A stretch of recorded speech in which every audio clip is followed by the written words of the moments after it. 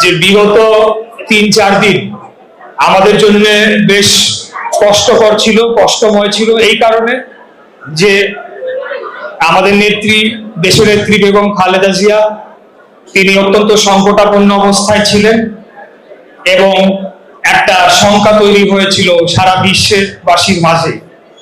আলহামদুলিল্লাহ উনি এখন একটু আগে যে খবরটি পেলাম আমরা, আগামীকাল সম্ভবত উনি লন্ডনে আরো উন্নত চিকিৎসার জন্য যাত্রা করবেন এবং আমরা সবাই মহান আল্লাহ তাআলার কাছে দোয়া করি যাতে উনি পরিপূর্ণভাবে সুস্থ হয়ে আমাদের মাঝে ফেরত আসেন।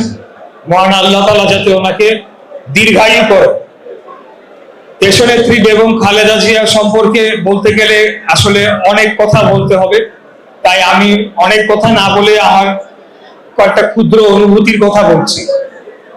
আমি আসলে মন থেকেই বিশ্বাস করি যে বেগম খালেদা জিয়ার মতো নেত্রী 1000 বছরেও একজন আসে কিনা সেটা আমি বিশ্বাস করি আসে না।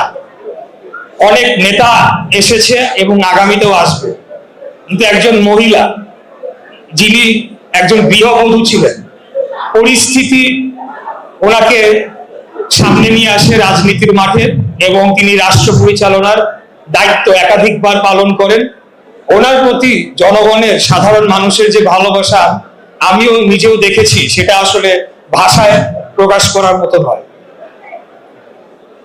ওনার যে দেশপ্রেম এবং সাহসিকতার যে এক অনন্য পরিচয় উনি রেখে গেলেন, সেই কারাগারে পুরানো ঢাকার যে জেলখানায় উনি ছিলেন, এখানে আপনাদের অনেকেই ওই জেলে একাধিকবার দীর্ঘ সময় থেকেছেন, আপনারা জানেন কি কষ্টকর।